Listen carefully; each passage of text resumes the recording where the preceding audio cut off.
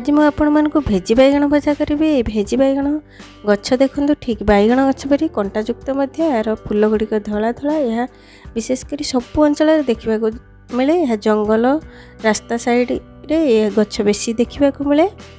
ये फल गुड़िक मात्र कई खाइबार जानती ना, मात्र ये फल गुड़िक खाइले स्मरण शक्ति वृद्धि होता है। यहाँ घीरे भाजी खाइबा द्वारा स्मरण शक्ति बढ़ी थाए। एबे मुझे फल गुड़िक तोली आनी देखु गछटी संपूर्ण भाव बैगण गछ परी एवं ताठू टिके बड़ थाए। यह चिन्ह ये फल गुड़िक आनिबा दरकार। एबे मु फल गुड़िक तोली आनी देखंतु मुझे भाजवाई फल गुड़िक तोली आनी। ये फल गुड़िक जोटा बेसी पाकल हो जाए बेसी डीप ग्रीन होता आम भजापी यूज करवानी, कारण ये भजार भल लगी न थाए। यह काढ़ीदेवा। एबे आसतु मु गोटे पात्र पानी नहीं भेजी बैगण को आम काटिबा, काटिकी पानी रे पकेबा। पानी रे पकेबा नहले बैगण गुड़िक कला हो जाए। देखंतु मु पानी रे पकई नहीं। एतर बहुत मंजी थाए, याकू भल लगी हाथ में मकची आम धोई सफा करी नबा।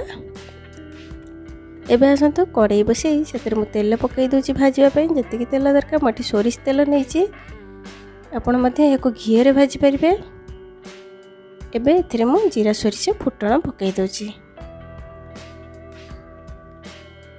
आमर फुटण फुटी आसला। ये मु गोटे बड़ पियाज को काटी नहीं सर सर कर काटी। यहाँ आम ए पकई भाजवा।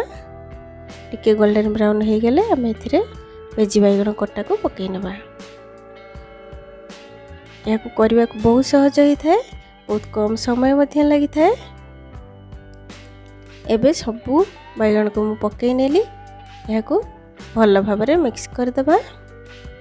एथिरे आपण लंका मध्य दे पारंती, मोटे लंका देनी कंचा लंका देकी मध्य भाजबे, नले शुखला लंका देले भी चलिबो। एठी स्वाद अनुसार लूण पकई दोची। लूण पकई यहाँ भल भाव मिक्स करदबा। एपरि भाव गोटे 2 मिनट भाजी एथिरे आम जी दरकार हलदी पकई नबा। एथिरे आपण चाहिए आलू मध्य छोट छोट करी काटी मिसई भाजी पारिबे। एबे यहाँ टिके सीझापी आम घोड़े देवा। बहुत कम समय घोड़े पड़े। एबे घोड़नी काढ़ी देखुची, देखो अल्प टिके हो आसला।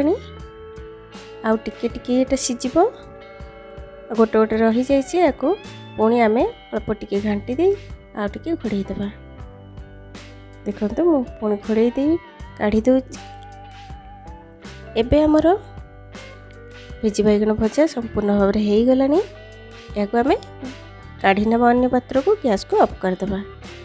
आपन को जदि मोर यही भजा भल लगी थाए लाइक शेयर और सब्सक्राइब करने को भूलिबेनी।